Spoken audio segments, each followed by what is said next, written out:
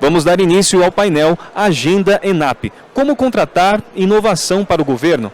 E pedimos a todos que gentilmente mantenham seus celulares no silencioso. A interação e envio de perguntas é exclusivamente pelo aplicativo Connected Smart Cities.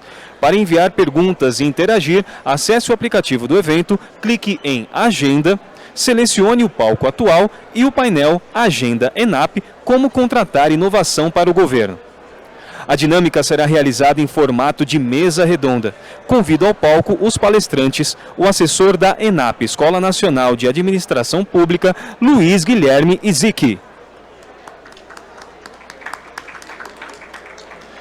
Convidamos também o presidente da Inova OZ, Agência de Inovação e Desenvolvimento Tecnológico, Alex Soares de Oliveira. Convidamos agora ao palco o líder de inovação aberta do Sebrae, Rafael Gonçalves de Castro. E a assessora jurídica da Inova HC, Natasha Zanaroli. E para conduzir o debate, convido o sócio-diretor de inovação do Impact Hub, senhor Rui Camargo.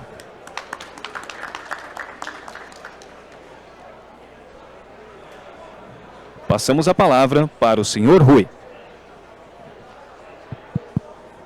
Alô, alô. Bom, boa tarde a todos. É um grande prazer estar aqui com vocês, representando o Impact Hub. A temática hoje que nós abordaremos é como contratar inovação para o governo. Eu acho que é um tema muito estratégico, né? Existem aí muitas dúvidas de quais são os melhores formatos jurídicos para se avançar a inovação aberta.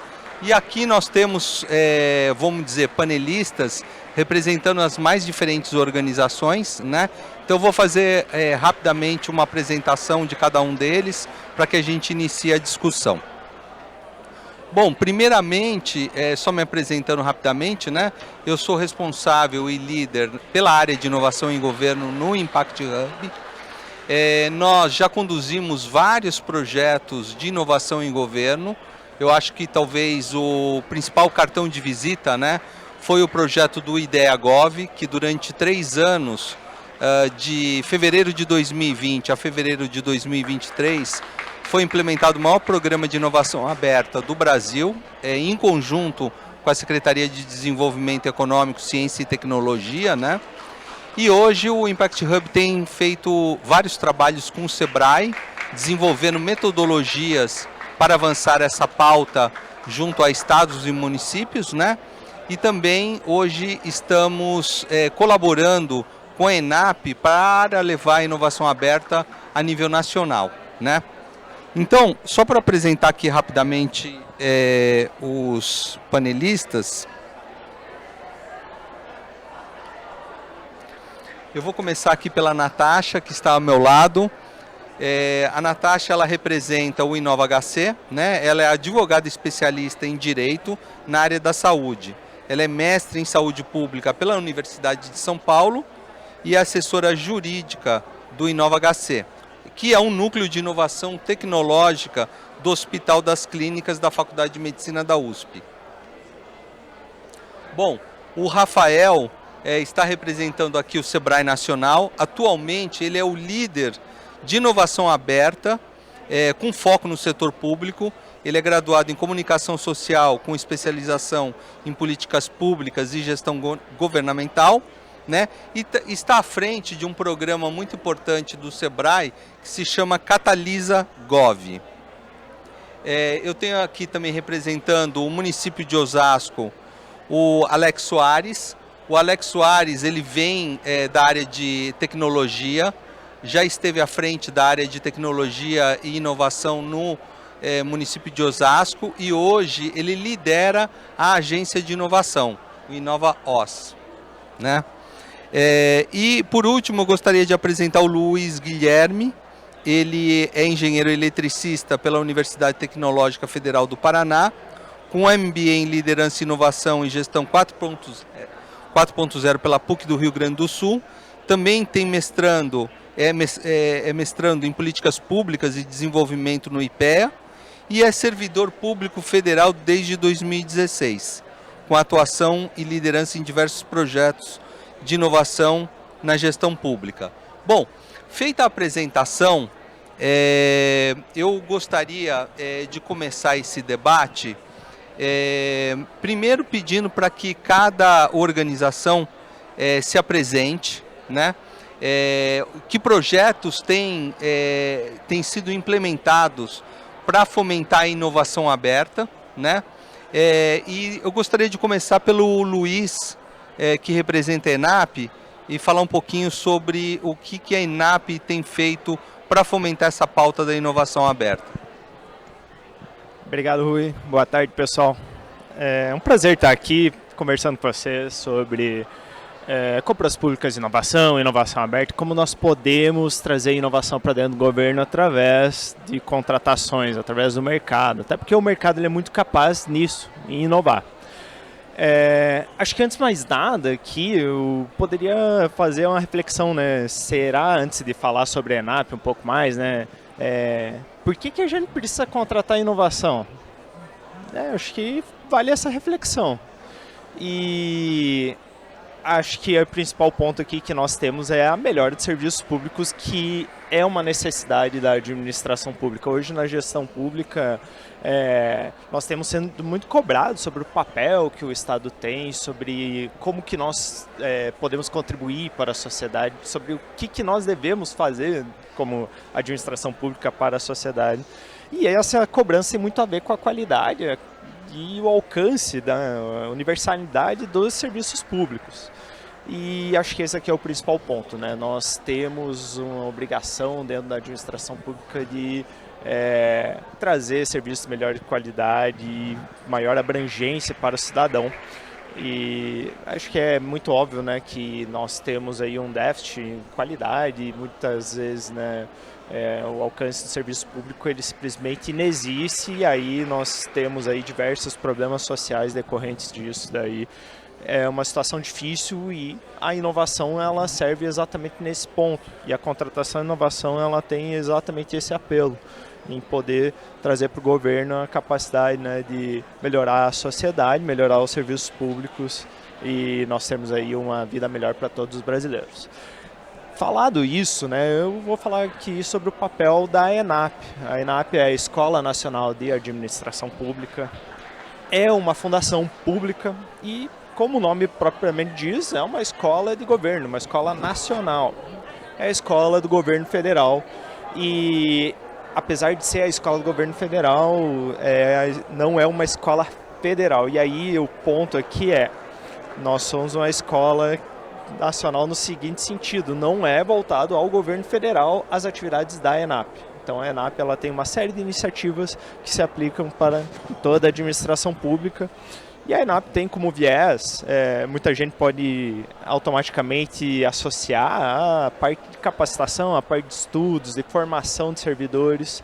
E não deixa de ser verdade, mas esse não é o verdadeiro objetivo da ENAP. A ENAP ela atua para transformar a realidade da gestão pública brasileira. E para isso são feitas diversas iniciativas, entre elas educação, capacitação, formação, mas também nós temos outras iniciativas voltadas para inovação, uma vez que a inovação traz todo esse impacto positivo que eu acabei de falar. E aí, né, entre essas iniciativas, nós temos a Genova, que é a Diretoria de Inovação, que é a diretoria que eu faço parte, que eu sou assessor dentro dessa diretoria, e que tem uma série de programas muito interessantes, entre eles a Estratégia Nacional a Estratégia de Inovação Aberta da ENAP.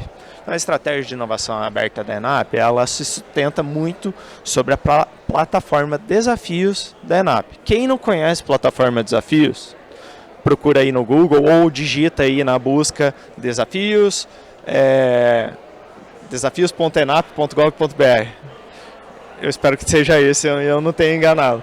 Mas procura no Google qualquer coisa. A plataforma Desafios é um grande vetor de lançamento de desafios públicos do governo para soluções desses desafios pela sociedade. E aí eu digo sociedade sociedade como um todo. São startups, são empresas de tecnologia, são estudantes, são acadêmicos, é a academia como um todo. É a sociedade resolvendo problemas do governo. Esses problemas não são do governo, é óbvio, eles são problemas públicos que atingem a todos nós. E aí, né, a estratégia de inovação aberta da ENAP, ela serve para viabilizar exatamente isso. São os desafios, os programas de inovação aberta, a realização de desafios públicos por entidades públicas espalhadas pelo Brasil. Então, prefeituras, governos estaduais, pode ser de outros poderes também, tribunais, todos estão convidados a visitar a plataforma Desafios, a conversar comigo, conversar com a ENAP sobre como podemos, né, criar programas de inovação aberta em cada uma das entidades. E aí, né, surgem algumas questões. O que exatamente, né, é o papel da ENAP? Qual que é o papel aí das próprias entidades que vão caminhar junto com a ENAP num programa desse daí? E aí, né, é importante dizer que a ENAP ela atua ali em conjunto com as entidades. Então, a ENAP ela não se apropria de desafios públicos de um município, mas ela viabiliza a realização de desafios públicos por esses municípios. E para isso nós oferecemos toda uma metodologia com apoio da Impact Hub. A Impact Hub ela é uma parceira da ENAP. Nós temos um termo de colaboração de 5 anos de duração que tem uma série de atividades, entre elas a viabilização da estratégia de inovação aberta da ENAP. Então nós temos o apoio da Impact Hub para usar da nossa metodologia, da expertise, da capacidade nossa e da Impact Hub para viabilizar esses desafios, uma vez que o desafio ele precisa ser muito bem definido, nós precisamos ter uma noção muito clara de qual instrumento jurídico utilizar, são diversos instrumentos jurídicos que existem, eles são muito novos também, e é nesse sentido então que a ENAP ela atua para viabilizar a contratação de inovação pelas entidades públicas.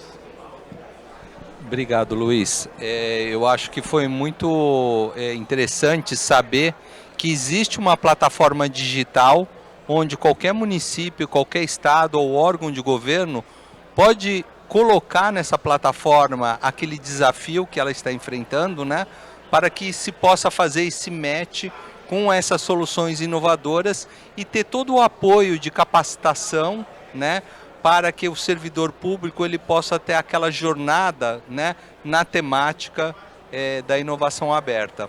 Agora eu gostaria de convidar o Rafael Castro.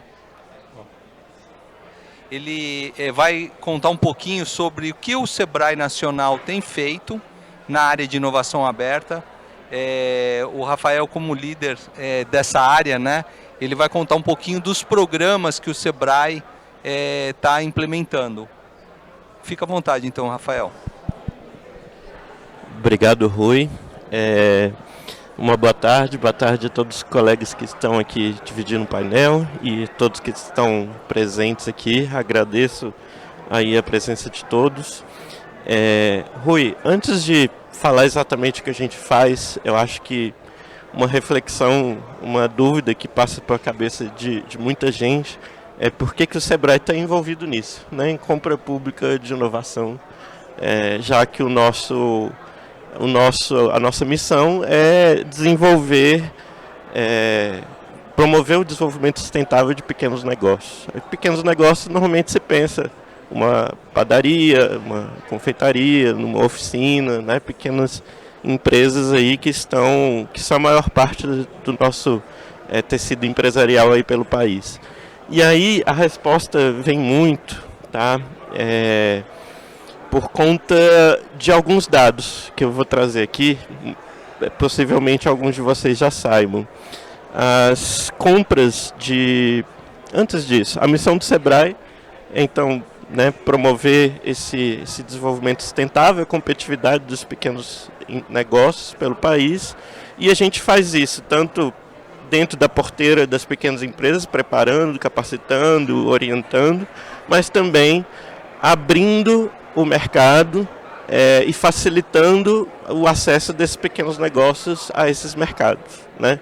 É todo o trabalho aí de articulação e promoção realmente desse tipo de empresa, desse perfil de empresa nos mercados. E aí um desses mercados é o mercado do setor público, certo? E a gente trabalha também tanto com negócios tradicionais, que é a maior parte, é 99% das nossas empresas, como com os negócios, os pequenos negócios inovadores, as startups, as empresas de base de tecnologia, que são principalmente os nossos principais clientes na área que eu trabalho, que é a inovação. E aí o mercado do setor público, por exemplo, as compras tradicionais, por dado do IPEA de 2019, mas que a proporção se mantém atualizada, ela representa cerca de 12% do PIB brasileiro. Então o governo, como comprador, ele representa aí 12% do mercado total. Se apenas 1% desses 12%, na verdade 1%, né, de todo o volume de compras tradicionais fosse de inovação, a gente teria já mais do que o volume total de recursos do FNDCT, que é o Fundo Nacional de Desenvolvimento, Ciência e Tecnologia, que é o volume de recursos que o governo federal tem para investir em inovação. Então imagina, se a gente consegue converter 1% de todas as compras tradicionais para uma compra mais voltada para a inovação, focada no problema, e contrate pequenos negócios inovadores, né, ou pesquisadores, cientistas que têm uma tecnologia que pode se transformar num negócio inovador, a gente já dobra o volume de recursos que o governo federal tem disponível para inovação, para toda a inovação no país. Então, um mercado gigantesco, hoje praticamente fechado, praticamente inacessível, por algumas razões, tá? Mas antes de chegar nas razões, eu queria enfatizar justamente isso. Então, nosso principal objetivo, ao investir nesse processo, é abrir esse mercado para os pequenos negócios inovadores. Um mercado gigante, praticamente fechado hoje. Os dois outros objetivos principais são decorrência desse primeiro. Então, é melhorar os serviços públicos, né, torná-los mais eficazes, mais modernos, atendendo melhor o cidadão. E, por fim, é justamente esse impacto numa melhor qualidade de vida do cidadão e de todos nós, né? E que isso vai se rebater novamente nos empreendedores e nos pequenos negócios. Tendo um melhor ambiente, uma melhor condições de vida, a gente vai ter mais facilidade para gerar empreendedorismo no país, tá? Então, essas são as razões que a gente está aqui. E por que é um mercado ainda praticamente fechado? Apesar de a gente ter um arcabouço jurídico legal de instrumentos para o governo contratar inovação dos mais desenvolvidos do mundo, né? E isso é reconhecido por juristas no mundo inteiro, realmente, pelas recentes marcos legais aí de ciência, tecnologia e inovação e de startups, isso ainda foi pouco colocado em prática, né? No último mapeamento da Brasil Lab, aí a maior aceleradora de GovTechs, foram identificadas 46 iniciativas de contratações públicas de soluções inovadoras, de um instrumento que está aí disponível desde 2021. E por que então a gente ainda tem poucas, né, iniciativas? Porque alguns motivos. Principal, a gente fez uma pesquisa para identificar isso, tá? Até para basear a metodologia que criamos aí com parceria do BID e da Impact Hub para investir nesse processo. O primeiro motivo é a insegurança jurídica. Aliás, antes de falar de insegurança jurídica, eu vou para outro motivo, que é um desconhecimento desses instrumentos legais e das leis. Ainda é algo recente, não foi totalmente difundido, né? E a gente fala, quando a gente fala de inovação, hoje a gente fala da exceção, não da regra. A regra é a licitação tradicional, 14133, para adquirir bens e serviços fundamentais para a operação, a sustentabilidade da atuação do governo, né? Quando a gente fala de compra de inovação, a gente está falando da exceção, que é justamente aquilo que não é para a operação básica, não é para os itens fundamentais, é para você construir o futuro, é para você melhorar os serviços e os processos públicos para o cidadão. Então é um incremento, né, a evolução.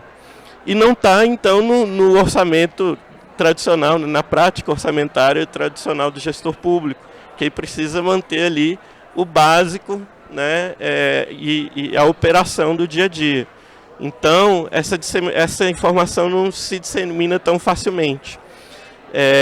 E aí a gente chega no segundo problema, que é a insegurança jurídica.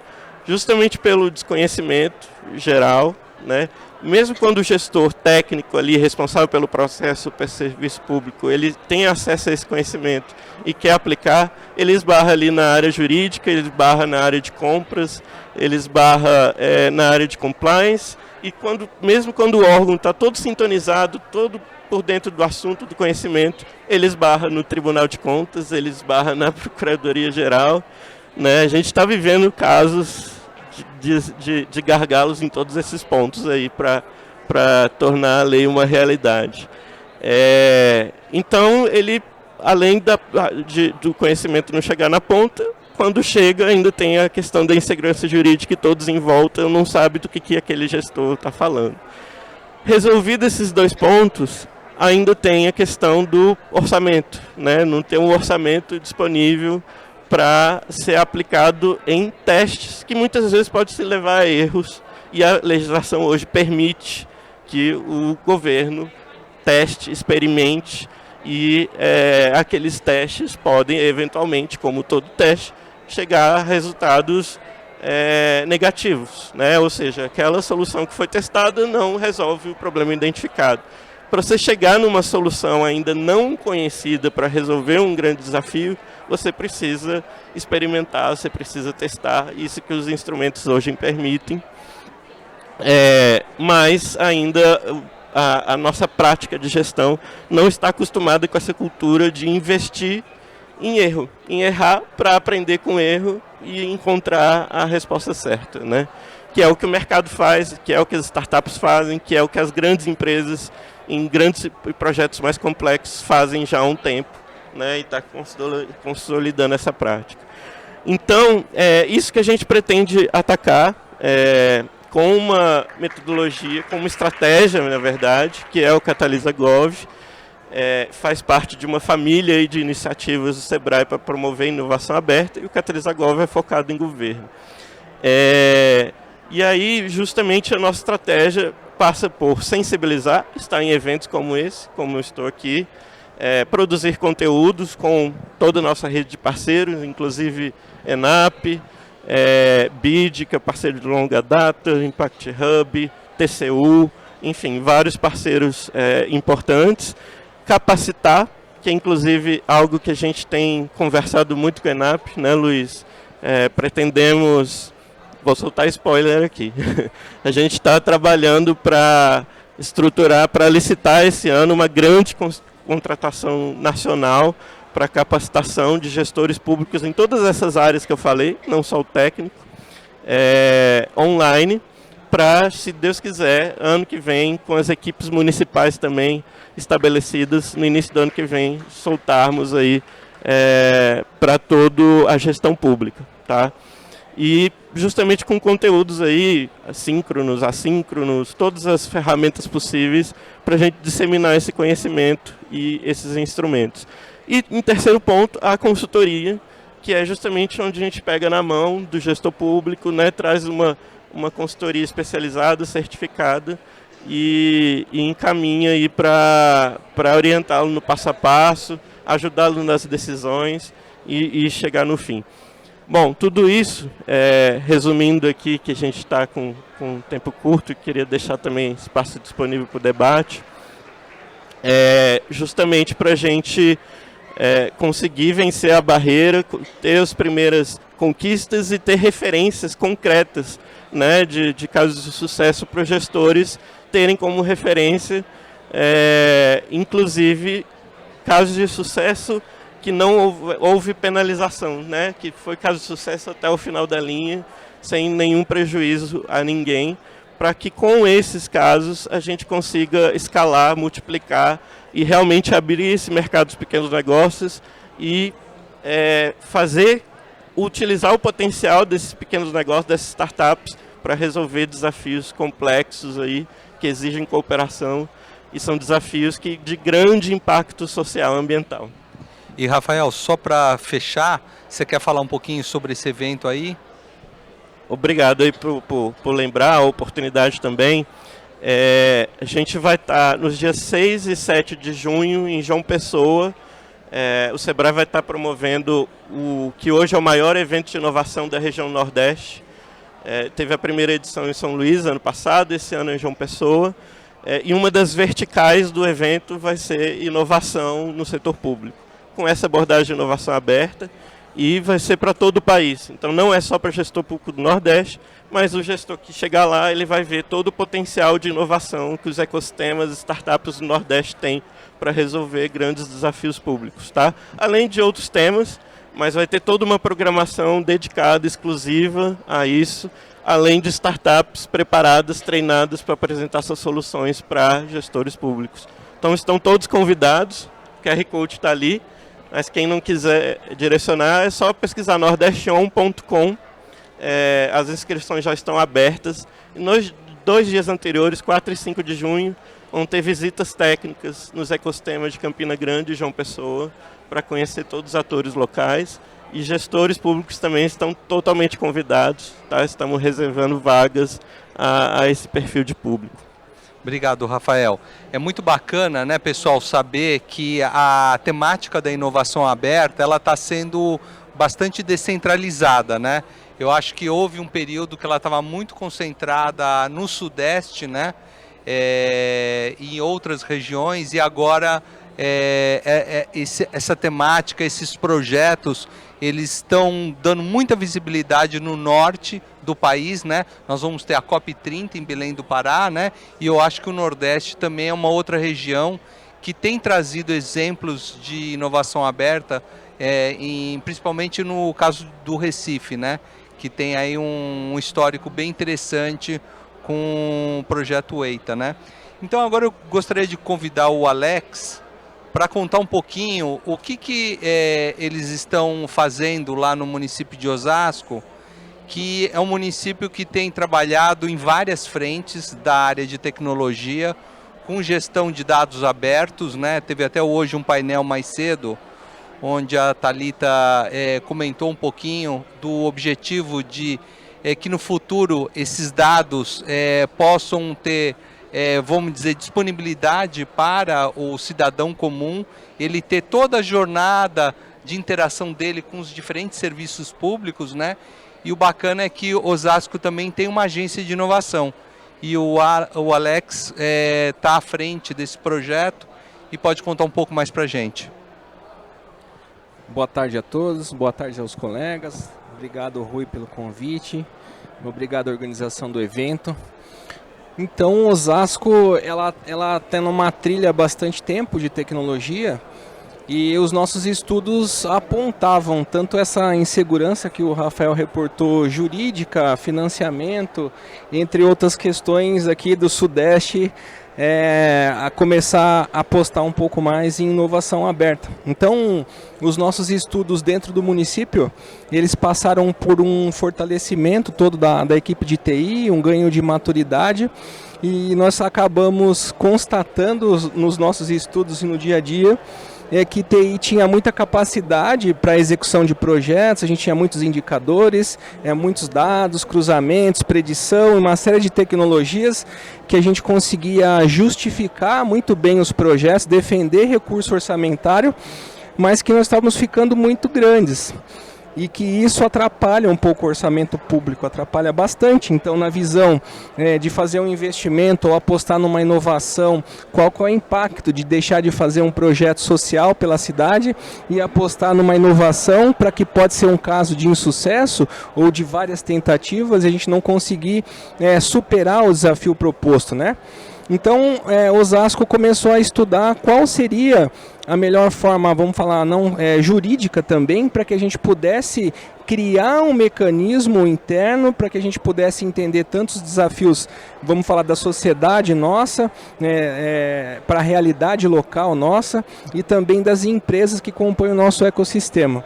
Então, Osasco, a gente contratou um projeto de cidades inteligentes que fez uma fotografia de todo o cenário que a gente convive, para que a gente pudesse criar dentro do nosso timeline alguns projetos que a gente pudesse ir potencializando ao longo do tempo cada um deles. Então, chegou a hora da criação de uma agência de inovação, que ela foi criada com um principal viés de buscar uma desoneração do orçamento público, mas que ela seja suficientemente capaz de gerar recurso, que a gente garantiu um fundo de inovação e tecnologia, que de lá desse fundo nós vamos conseguir fazer os investimentos necessários para que a gente possa ir para esse mercado e conseguir ter recurso próprio para fazer o investimento em inovação também.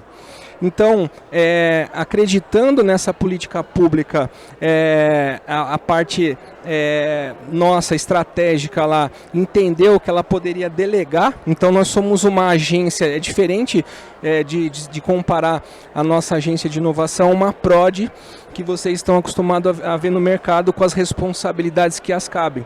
Hoje nós estamos falando de uma agência, é uma SA, é uma empresa SA, que ela tem 100% de capital público, não restringe ela a abrir capital, mas hoje o capital é fechado. E aonde ela tem uma gestão que hoje ela passa por uma outra lei que não é a 14133, tá? É uma outra lei de contratação que é mais flexível, mas pelo outro lado a gente tem um compliance maior pelo Tribunal de Contas, é bem mais sério. Então nós somos acompanhados bem mais de perto, então a gente poderia nos compararmos com apesar do governo estar privatizando, mas o regime de contratação é igual que é o da Sabesp. Então a gente pode estabelecer uma série de parcerias, de chamamentos diferentes da 14133. E esse caminho, a Prefeitura e o governo nos delegou duas ações importantes que têm recursos a fundos. Então é uma delegação por prazo indeterminado da gestão toda de iluminação pública, então até um fundo bastante considerável que a gente pode usar para fazer toda essa parte de telegestão, investimento, Smart Cities, IoT pela cidade. E também nos delegou a questão de todo o mobiliário urbano. Então o mobiliário urbano é outro mundo de possibilidades para explorar tanto, vamos falar sobre o uso de antenas 5G, que a gente escuta falar muito sobre a exploração do nível street level, aquele nível que a gente precisa de 6 vezes mais antena do que o 4G para poder dar a cobertura do sinal. Então a InovaOS hoje é responsável por acompanhar essas empresas que fazem infraestrutura e fornecer locais para que ela possa instalar os equipamentos de radiocomunicação do 5G, aonde a InovaOS fica com parte desses armários de telecom que vão nesses dispositivos, e além da gente explorar uma renda acessória dessas empresas que fornecem infraestrutura para a operadora. Seria uma das formas de rentabilizar. Então também, vamos falar de imobiliário um pouquinho, a gente teria como rentabilizar através da parte publicitária, né? Então a gente teria como explorar toda a parte de name rights e publicidade que a gente teria em totens, em relógios, em abrigos de ônibus, em nomes de paradas de ônibus. Então Osasco não pretende fazer uma concessão como as prefeituras comumente fazem de imobiliário urbano, é próprio, o nosso imobiliário urbano vai investir em infraestrutura e quem sabe no futuro a gente venha fazer uma licitação de espaço de mídia nesses equipamentos, é onde a gente acha que é mais interessante para o município. E a gente já pesquisou bastante, é muito positivo e promissor esse caminho para a InovaOS. Então é um dos segmentos que a InovaOS está atuando. Esse recurso vai para esse fundo que retroalimenta e a gente pode investir em inovação, pode ajudar a prefeitura na desoneração do orçamento. Outro caminho que a InovaOS está seguindo é a questão de levar a prefeitura para o mercado livre de energia. Então a gente está fazendo vários estudos que categoria A de consumo da prefeitura e B a gente já vai levar para o mercado livre, então a gente já vai ter uma desoneração, aí a gente está estimando de uns 30% do orçamento que a gente tem do custo, né, de iluminação pública. Então a gente tem várias fases que a gente vai conduzir nessa implantação desse projeto. Uma outra vertical é de iluminação pública, então a gente tem um entendimento nos estudos jurídicos que a gente tem acompanhado, que quando a gente faz um investimento numa infraestrutura da cidade para que a gente tenha a telegestão da iluminação pública de forma eficiente, que hoje a gente vê no Brasil, mas são casos pequenos com um cenário controlado, vamos dizer assim, como se fosse até um laboratório vivo num pedaço da cidade. Hoje, Osasco tem recurso para que a gente implemente 100%.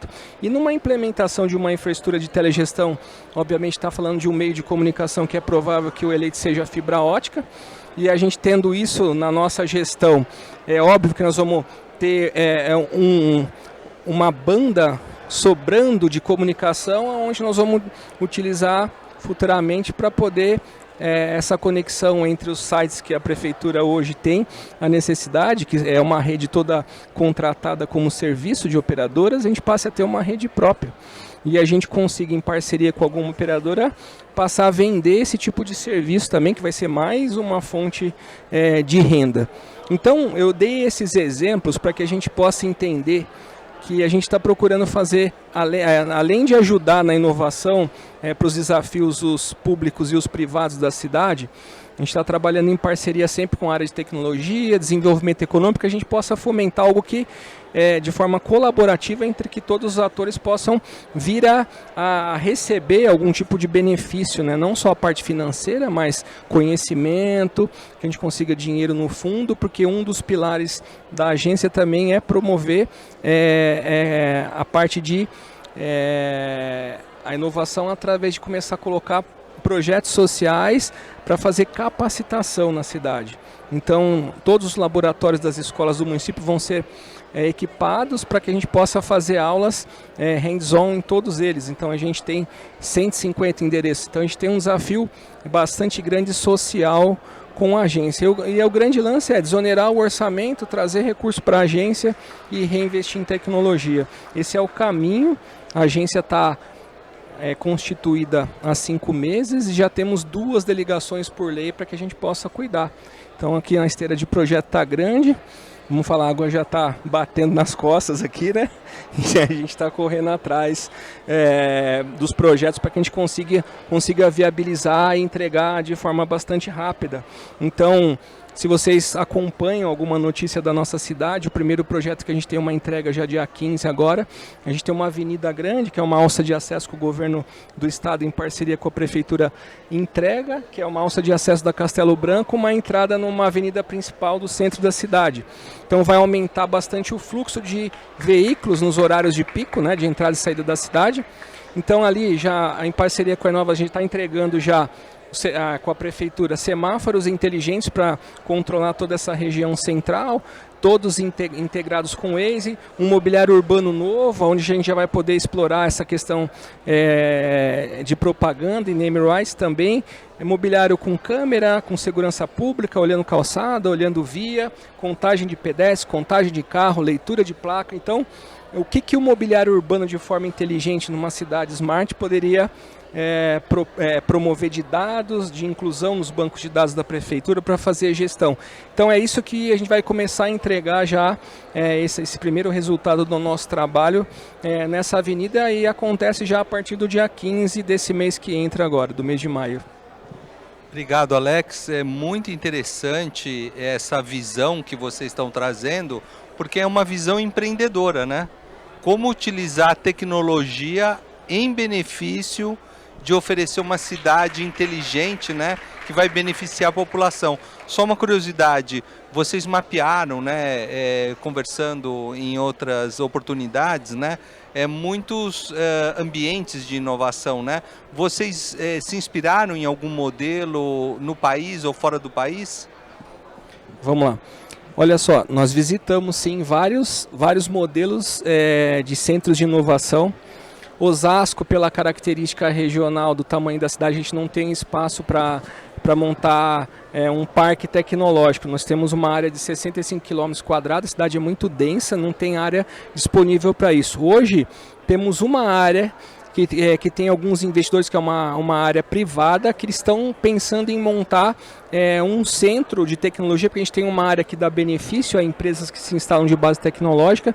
Então tem um projeto bastante grande, que é próximo à estação do centro da cidade, que é a estação Osasco, da CPTM, e ali a ideia é que o prefeito comece a entregar ou a lançar um projeto que é público-privado, que são algumas torres de serviços de tecnologia, que a prefeitura pretende fazer um investimento grande lá.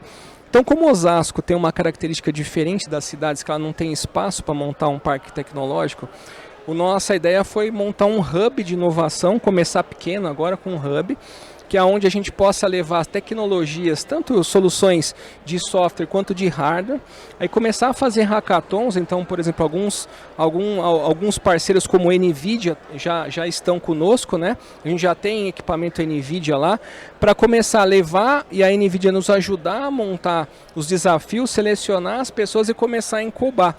Tudo isso fica no mesmo endereço da agência. Então, a agência, Secretaria de Tecnologia e Desenvolvimento Econômico, a agência de inovação, tá lá o pessoal do Senai também, no andar inteiro com a gente, nos ajudando com as metodologias, e esse andar que vai ficar exclusivamente para que a gente possa usar para incubar os laboratórios, para incubar essas empresas, essas startups, um cowork também. Então a gente começou com esse modelo, que foi o que coube para a nossa realidade após esse estudo de cidades inteligentes. Foi isso que a gente entendia que seria o início dessa trilha, né, desse caminho, e com certeza esse espaço novo que o prefeito tá incentivando essa construção, acho que lá sim vai ficar do tamanho que a gente precisa para que isso fique maior, né? Então uma proporção melhor e maior. Obrigado, Alex. Então, agora eu gostaria de convidar a Natasha, que representa o Inova HC e tem esse chapéu jurídico, né? Então, ela vai poder trazer um pouco dos detalhes de como que foi essa jornada lá no Inova HC de fazer o match de soluções inovadoras, né? E justamente numa época, né, Natasha, durante a pandemia, né, que eu acho que foi mais desafiador ainda. Quer contar um pouquinho pra gente? Vamos lá. Boa tarde, pessoal. Não tem como falar do Inova HC se a gente não falar do próprio Hospital das Clínicas em si. É o Hospital das Clínicas da Faculdade de Medicina da USP, então quem aqui de São Paulo talvez tenha um pouco a dimensão, mas eu trouxe uma cola aqui dos nossos big numbers para a gente saber da onde estamos falando, né? O HC acabou de fazer 80 anos de história, faz parte da faculdade, ele é ligado à Faculdade de Medicina, que tem mais de 100 anos de história. Então a gente tem ali os pilares de pesquisa, assistência e educação já há muito tempo, e aí a inovação estava ali um pouco, vamos dizer assim, estava no DNA, né? Não estava organizado, enfim, o Inova HC entra um pouco nesse papel. E aí a gente faz 3 milhões de consultas por ano, a gente tem um orçamento de 3 bi, né? Uma autarquia estadual. A gente faz 600 transplantes por ano. A gente respondeu na época do Covid, aí 20% das diárias de UTI de Covid estavam lá conosco. Então, e aí também na área de educação, a gente faz aí cerca de quase 10% das publicações no Brasil aqui na área da saúde. É um grande complexo para se fazer inovação. Então a gente vai falar que esse é um ambiente fértil, ali não nos faltam profissionais, então a gente está falando ali dos melhores especialistas dentro das suas respectivas áreas, não nos faltam profissionais, não faltam dados, não faltam pacientes para se fazer o teste, e aí é um pouco nesse contexto que o Inova HC entra. O Inova HC é um núcleo até recente, vamos chamar assim, ele inicia lá em 2015, uma parte mais administrativa e burocrática quando a gente foi instituído, mas ele vem criar ali corpo em 2019, com a gente ali com algumas missões, que é viabilizar essas soluções e negócios e tecnologias que atendam demandas de saúde, né? E essas demandas de saúde podem ser demandas de saúde do estado de São Paulo, demandas do Brasil, já considerando que o HC é esse o maior hospital da América Latina, então a gente também está falando de doenças raras, a doenças da atenção básica que por algum motivo dentro da cadeia aí de regulação vai vai aparecer dentro do hospital. E aí a gente tem essa missão de viabilizar esses negócios através de alguns dos nossos pilares. E aí os nossos pilares é o co-desenvolvimento, que eu acho que é o que a gente mais gosta de fazer, mais sabe fazer, a divulgação aí dos nossos programas, né, o mapeamento desses desafios. Então eu estou falando assim, atender demandas de saúde. Que demandas são essas, né? Realmente é uma demanda do HC, é uma demanda regional, é uma demanda nacional, e conexão com os atores do ecossistema, que eu acho que é um pouco do que a gente faz aqui hoje e que a gente costuma fazer. Eu acho que a forma que a gente também faz muito, e talvez a melhor forma que a gente faz é através dos nossos programas. Então a gente tem um programa de mapeamento desses desafios, né? É um programa que está em construção, está em renovação, vamos chamar assim. Eu tenho um programa chamado Incube, que aí eu vou dizer lá aquela pessoa que trabalha na área da saúde e tem uma dor e tem uma solução, nos procura. A gente tem uma trilha aí de capacitação para eles aí de 7 meses, e eles vão entender um pouco sobre modelo de negócio, compras públicas, regulação em saúde. E acho que aí é o que a gente está falando aqui hoje, que é o Impulse, que é um programa, já estamos falando aí de startups e empresas com uma maturidade um pouco maior, que vão responder a uma demanda específica, que é um desafio tecnológico específico.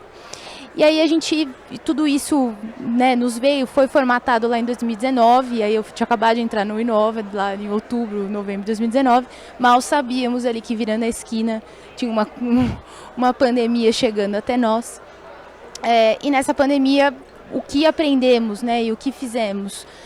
Não querendo retomar, não querendo reviver isso, mas acho que foi um esquenta para o que vivemos hoje, que foi participar do IdeaGov. Não tem como falar do Inova HC e de inovação aberta dentro do Hospital das Clínicas sem falar da nossa participação no IdeaGov, que junto com a Secretaria de Desenvolvimento do Estado e junto com o BID, junto com a Procuradoria-Geral do Estado também, nos ajudou a responder desafios que ali até então os desafios estavam sendo dados pelo governo do Estado de São Paulo na época de pandemia. Então eram desafios específicos ali para atendimento de pacientes em diferentes fases, que nos traziam até o Hospital das Clínicas, e a gente fazia ali uma POC, um piloto para validar. Isso era quase como se um piloto né, o IdeaGov foi quase um piloto ali do marco legal das startups. Então esse modelo sobre lançar desafios, né? Então a gente procurar pela demanda, né? De falar, olha, eu tenho um desafio que eu não sei qual é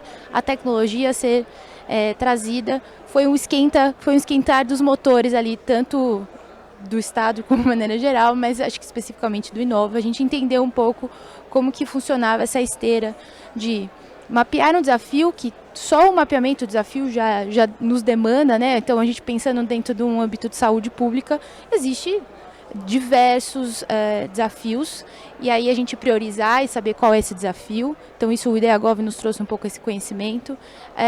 Preparar um ambiente de pilotagem. Então aqui falando muito do âmbito do governo, aqui eu quero que as startups fechem um pouco os olhos e tampem um pouco os ouvidos, mas por vezes as empresas nos trazem soluções muito boas, soluções que são muito avançadas, e a gente não consegue implementar no nosso ambiente, né?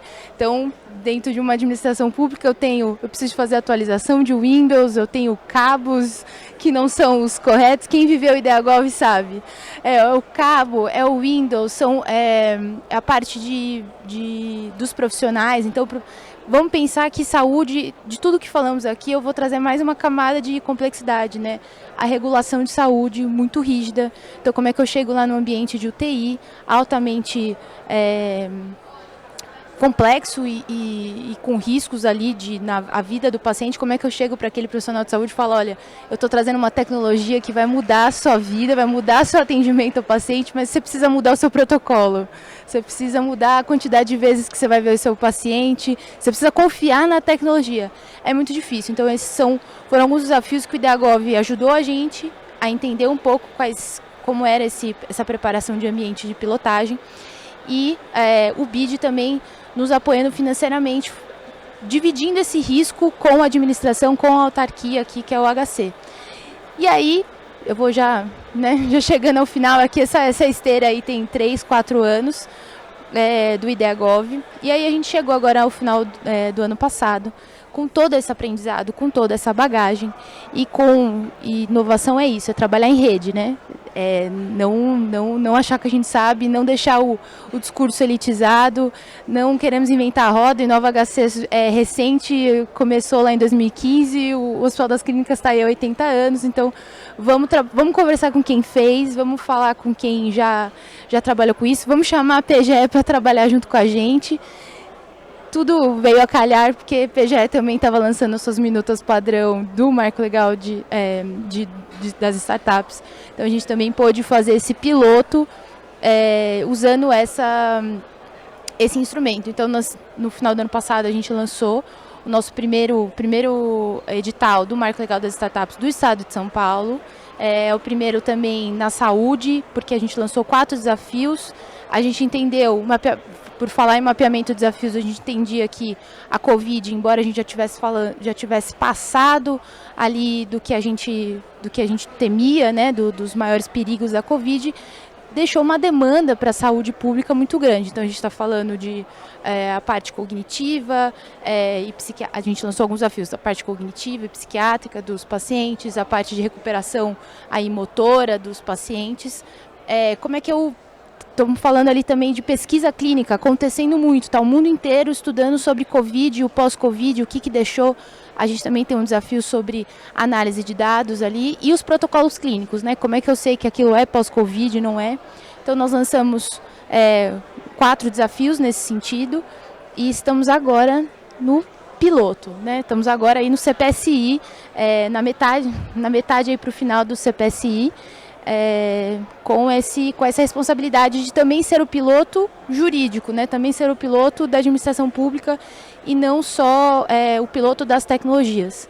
Que aí acho que é importante a gente falar de trabalhar em rede e da gente se conectar assim, porque o BID é um grande parceiro que nos ajuda financeiramente falando, né? Ele ajuda ali dentro do patrocínio de preparar um ambiente de pilotagem, mas mais do que encontrar a tecnologia pela tecnologia e talvez a gente encontrar ali a solução de muitos dos problemas da população, ele também quer fazer um pouco o que a gente está fazendo aqui hoje, que é ensinar os gestores públicos.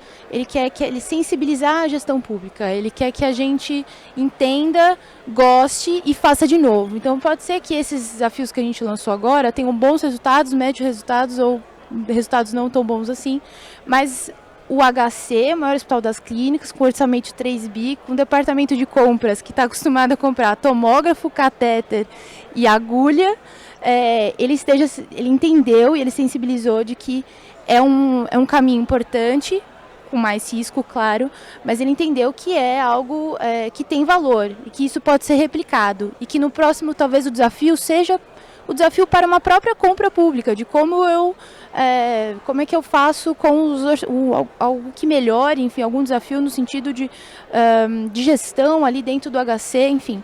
Então, acho que essa jornada de aprendizado dentro desse hospital e a gente ser um pouco também esse piloto ali para o Rafael depois escrever da gente com a gente, também foi muito, muito importante. Importante para a gente replicar aqui os nossos aprendizados, assim, aquilo que deu certo e o que não deu certo. Nossa, quanta história, né? E pensar que isso acabou de acontecer, né? Ainda está fresquinho, né? Mas aproveitando o gancho, já que a gente vai abordar a questão dos instrumentos jurídicos, né? Você já deu um spoiler.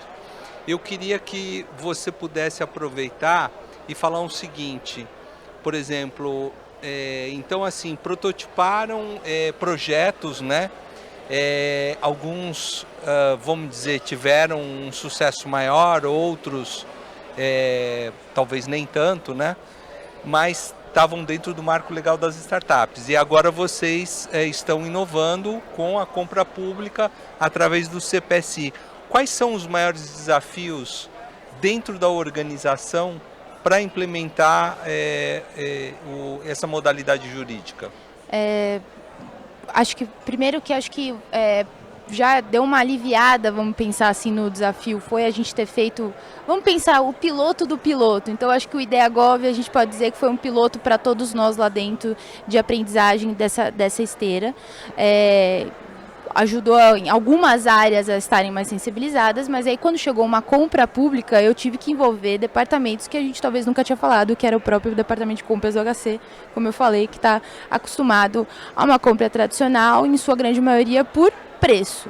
Aí eu chego para elas, porque a maioria da administração ali é feita por mulheres, falo, olha, mulheres, agora vocês não vão olhar mais o preço, mas vocês vão olhar aquele potencial de solução do desafio.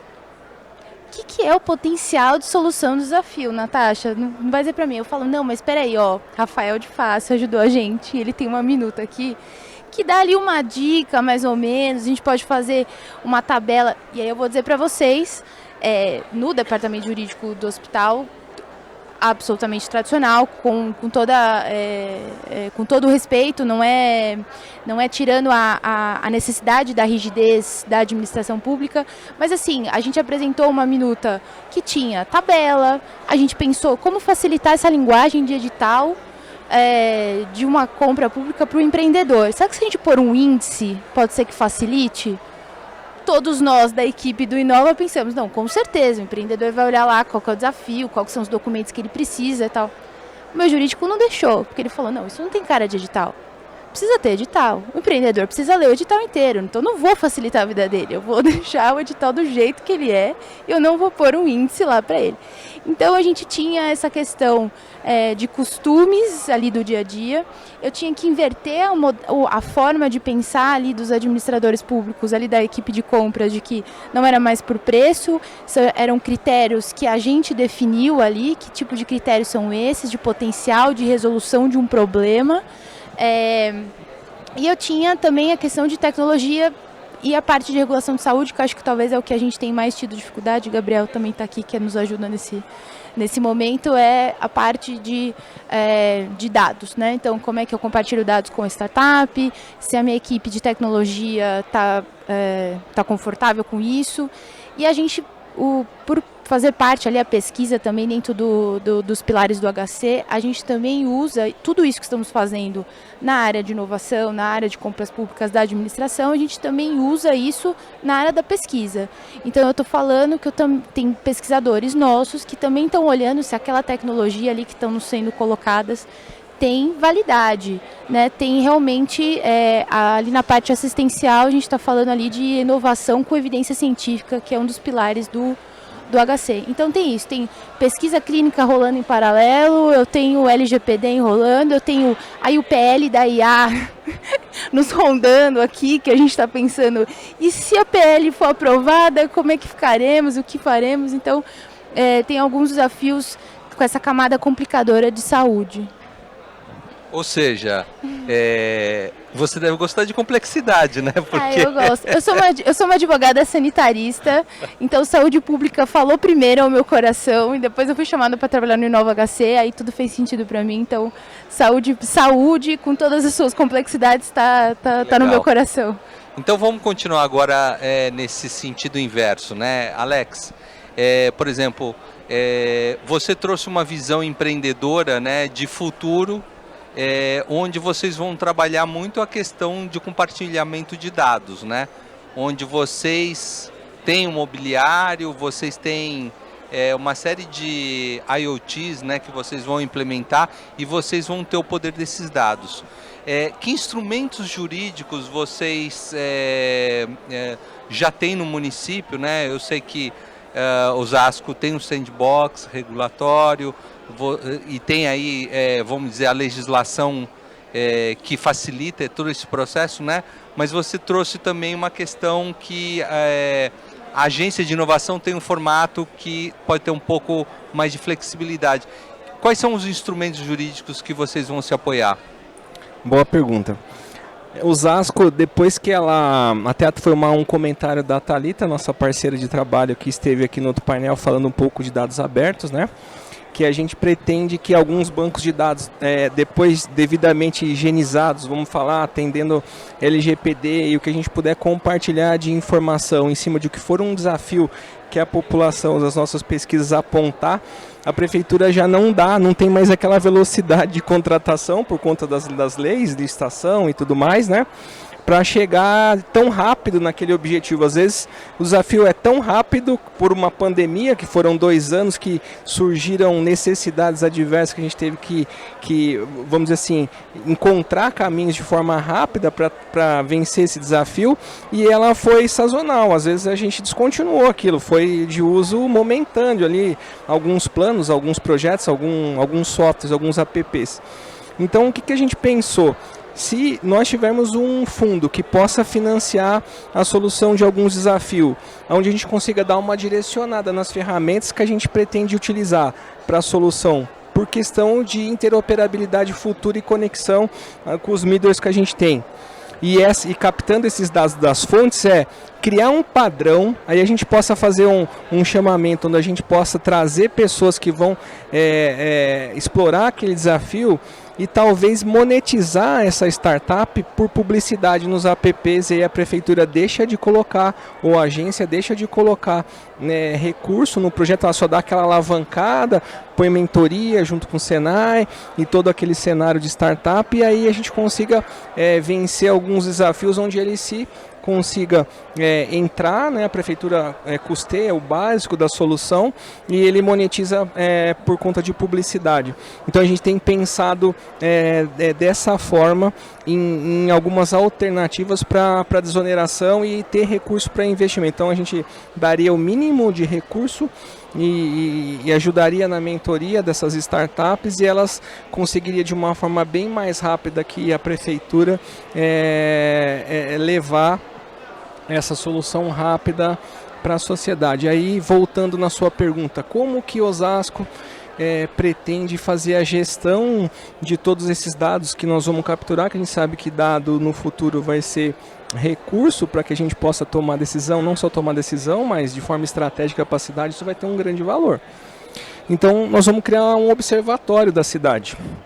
Então com a agência que tem esse modelo, a gente pretende criar uma outra agência que vai ser o observatório da cidade, onde a gente já fez todo o levantamento de equipamentos, espaço, já está em construção o espaço. Então nós vamos a gente tem um centro de comando lá hoje na cidade que, vamos falar assim, ele é bem pequenininho para a nossa cidade, ele já não comporta mais a quantidade de atores que nós levamos para lá e nem de soluções.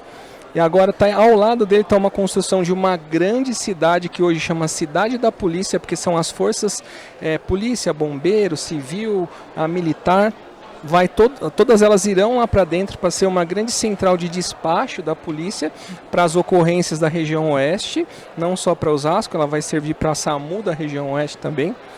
E lá nós vamos ter uma sala de 100 metros quadrados, nós vamos ter data center, equipamentos, capacidade de processamento, gráfico, tudo, para que esse observatório comece a funcionar lá dentro. Então hoje nós estamos quebrando os silos de dados das secretarias, através do programa que a Thalita apresentou hoje, que é o Osmund, que é uma grande plataforma de geoprocessamento, onde a gente está referenciando todos os dados do município que já estão de forma analítica nos bancos de dados das diversas secretarias, vamos falar trabalho, educação, saúde e tudo mais, e a gente consiga correlacionar eles e entender de uma outra forma, ter uma outra visão. Então a agência vai ajudar agora a trazer profissionais, cientistas de dados, porque a prefeitura hoje não consegue trazer esse profissional, porque ela não tem salário, ou às vezes não sabe se isso pode ser uma iniciativa que fique a longo prazo, então como se fosse uma inovação, né? Então a agência vai ter essa capacidade. Então nós vamos levar esse conhecimento para lá com recurso nosso e público, e aí nasce o Observatório da Cidade. E aí esse observatório vai começar a pilotar dentro das melhores práticas, né, atendendo o Marco Civil, enfim, toda essa questão, e começar a pilotar esses dados de forma estratégica para a cidade. Então teremos um observatório que vai cuidar de forma bastante dedicada e profissional desses dados. Qual que é a nossa preocupação? A última questão sobre esse ponto, sobre essa sua pergunta. tudo que a gente tem feito lá, a gente está procurando não fazer decreto na cidade, a gente tem procurado fazer leis. Então, o Laboratório Vivo de Osasco, enfim, várias outras leis que nós implementamos, embaixadores de cada uma das secretarias, embaixadores digitais, para que a gente possa estabelecer uma política de tecnologia perene, então para que ultrapasse a gestão. Então todas as políticas para a área de tecnologia e inovação que nós temos proposto são através de leis. Então eu acho que a gente já está acreditando muito que isso vai perpassar o tempo e as gestões que a gente tem pela frente em Osasco. É o que vai manter o projeto sempre disponível para a população. Poxa, muito bacana, hein? Porque você traz algo que no Brasil sempre foi muito difícil, né? Muda a gestão, mudam-se as prioridades, e eu acho que dessa forma como vocês estão vendo, né, vocês vão trazer uma perenidade, né, e segurança jurídica, né? Isso, então, como a inovação está no limiar do jurídico, do que pode, do que não pode, e está bem nessa linha tênue dos dois, né? O Laboratório Vivo, através de lei, se a gente tem uma empresa que quer fazer um investimento, que o projeto dentro de uma cidade inteligente, de um dispositivo ou um carro autônomo, possa ser testado, tem um valor alto de investimento para que a gente possa conseguir que esse laboratório, com alguns dispositivos ou pessoas, enfim, tem um valor aquilo. Então, as prefeituras, às vezes, quando ela coloca um decreto, tem aquela instabilidade de uma virada de gestão e aquele projeto perpassa pela gestão e a gente não consegue captar aquele projeto porque tem insegurança jurídica da empresa vir para a cidade fazer um investimento e de repente aquele decreto cai, né? Ou seja, extinto, e ela tem que retirar o projeto da cidade por interesse político. Então sempre é essa preocupação nossa de deixar isso com uma segurança jurídica boa. Legal. Então agora eu queria passar a palavra para o Luiz e depois para o Rafael, para eles contarem brevemente também, né?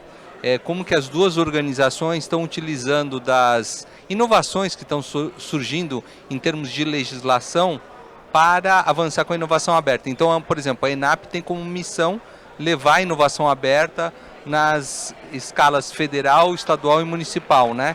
Então, um município ou um estado que queira fazer essa cooperação com a ENAP, quais são os instrumentos que hoje em dia vocês têm utilizado? Legal, Rui.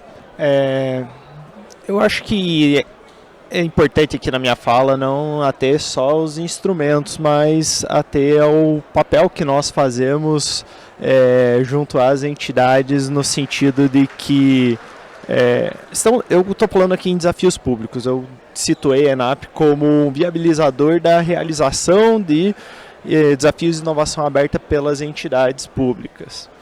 E aí, né, a grande questão para quê, né, a ENAP? Onde a ENAP se encaixa nessa equação? É tudo muito novo, né, pessoal? Nem todo mundo aqui conhece esses instrumentos, mesmo quem conhece tem muita dificuldade em aplicar. E não só isso, acho que ficou bem óbvio aqui, pelo que todo mundo falou, que é uma mudança de paradigma no sentido de que nós conhecemos compras públicas, que nós escrevemos os objetos com precisão total dentro de um termo de referência, num edital, e aqui nós levamos problemas, nós escrevemos problemas. E pode parecer que não é difícil, mas é difícil descrever o problema. Porque um problema mal descrito leva a uma solução inovadora que não resolve o problema de fato que nós temos. Então, o ponto é esse daqui, é resolver problemas, é ter a pergunta certa para resolver os problemas. E aí, para isso, nós atuamos junto com as entidades, e aí, mais uma vez, né, junto com a Impact Hub, que é a nossa parceira, nós temos um termo de colaboração assinado dentro do âmbito do marco regulatório das USCs. Nós temos uma relação de parceria com um acordo de cooperação técnica assinado. Nós temos aí diversas entidades que estamos muito próximos, inclusive a Prefeitura de Osasco, a gente está trabalhando para ter um acordo de cooperação técnica. E aí esse acordo de cooperação técnica o papel da ENAP é fazer o desafio ser bem estruturado. E além de só estruturar, saber qual a pergunta de $1 milhão, a grande pergunta que nós vamos ter, além disso e aí, quais instrumentos nós vamos usar? né? Como que vai ser esse processo? Como que vai ser a comunicação? Toda essa jornada é a ENAP que faz junto com a entidade sempre.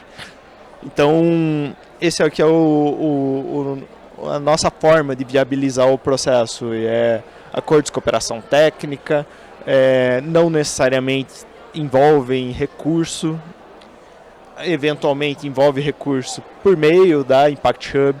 Cada realidade é cada entidade pública tem uma ideia na sua cabeça do que quer com esses desafios. Pode ser um programa muito grande, muito estruturado, pode ser desafios mais simples, menor porte, resolvidos por um concurso de inovação, um hackathon, algo assim, que tem também um grande valor, um grande retorno, mas eles são mais simples do que um grande programa de inovação aberta. Então, a depender de como que for essa necessidade, nós podemos fazer algum tipo de estrutura jurídica entre a ENAP e a entidade pública, pode ter a participação da Impact Hub, e aí, né, nós fazemos o desafio acontecer, e no final, o problema público, que foi a grande questão nessa história toda, ele é resolvido. Obrigado, Luiz. Rafael, já temos aqui muitas perguntas, então vou pedir para você ser breve. Como que o Sebrae, né, ele ajuda a levar a inovação aberta? E eu não sei se o Catalisa também é um veículo também para trazer esses instrumentos, né, jurídicos para viabilizar um projeto de inovação aberta. Sim, Catalisa Gov faz parte da família Catalisa, vamos assim dizer, né, que, como eu citei, é um grupo de estratégias para promover inovação aberta, basicamente, no nosso entendimento, conexão das necessidades do mercado com as potenciais soluções vindas dos ecossistemas de inovação. Então, temos lá, anteriormente ao Catalisa Gov, o Catalisa ICT, que traz uma jornada de empreendedorismo científico para pesquisadores, mestres, doutores da academia, né, transformar suas pesquisas de tecnológicas em novos negócios inovadores, novas empresas de base tecnológica. Temos o Catalisa Corp, que traz toda aquela estratégia de inovação aberta corporativa de grandes empresas com startups, e o Catalisa Gov é o mais recente aí, lançado no mercado. Para colher, a gente aproveita dessa bagagem de experiências no mercado corporativo para trazer boas práticas, interpretando, entendendo as leis, as boas práticas do TCU, dos casos de sucesso, para aplicar aí no contexto público, né, e ajudar o gestor público a passar por essa jornada. Então, a gente está aí muito em conjunto com a ENAP, inclusive, com um objetivo muito comum, com formas de fazer diferentes, por termos lá no final finalidades, né, expectativas de impacto aí diferentes, né. O Sebrae muito com esse propósito de abrir mercado para pequeno negócio, a ENAP muito capacitar, né, os pequenos empreendedores. Então a gente traz um conjunto de instituições de fomento para ajustar o gestor público com base nas boas práticas do TCU, com base no que deu certo, o que deu errado, justamente entender como ele pode aplicar a lei naquele contexto específico do seu órgão. Tá? E aí, assim que a gente, e como a Natasha trouxe, eu gostaria de destacar que é um processo de mudança de cultura organizacional dentro dos órgãos públicos, né? Toda essa questão de você descrever no edital qual o problema, qual a sua dor, e não o que você quer comprar, de você não estar focado ali em resolver um problema presente no curto prazo, e sim projetar o que vai ser necessário resolver no futuro, de você testar e remunerar o teste de uma aplicação de uma solução, e poder, inclusive, chegar num ponto em que a conclusão essa solução não serve, né? Tudo isso envolve uma série de fatores que são elementos muito novos para a forma tradicional da gestão pública, e envolve muitos stakeholders, muitos atores nesse processo decisório, né, e de controle, de auditoria, que o gestor não consegue fazer isso sozinho. É inimaginável pensar que um gestor vai ser responsável por todo o processo sozinho. Então, o principal que a gente traz é a cooperação, que é o cerne da inovação aberta, né? Vários atores se debruçarem sobre um problema, buscarem uma solução juntos, desenvolverem e encontrarem o resultado juntos.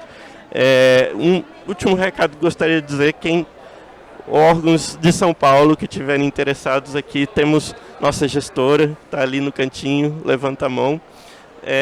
Ela está ali disponível para receber a demanda de vocês, tá certo?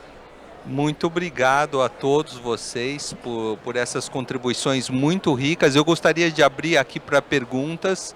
Eu tenho muitas perguntas e a primeira delas, eu acho que eu vou direcionar para o Alex, porque está ligado à infraestrutura no ambiente municipal, né?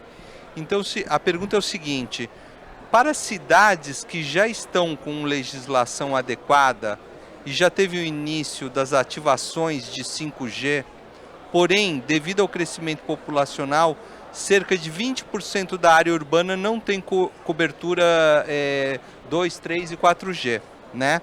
Quais os meios legais que a administração pública deve tomar para que as operadoras instalem novas antenas nas áreas sem sinal? Que eu acho que você falou um pouquinho, né, sobre isso.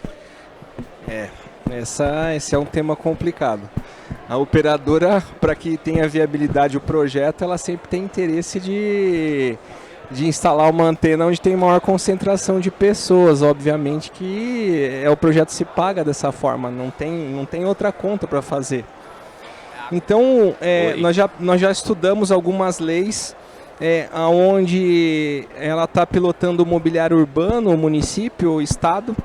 E aí o que ele coloca uma questão social dentro. Sempre que ela tem uma proporção de investimento em áreas que a operadora tem interesse de instalar uma antena de telecomunicação, ou um link, ou qualquer outra coisa que seja estender a rede dela, que ela faça de uma forma, numa proporção que não atrapalhe o projeto da operadora, mas que ela consiga entregar algum social.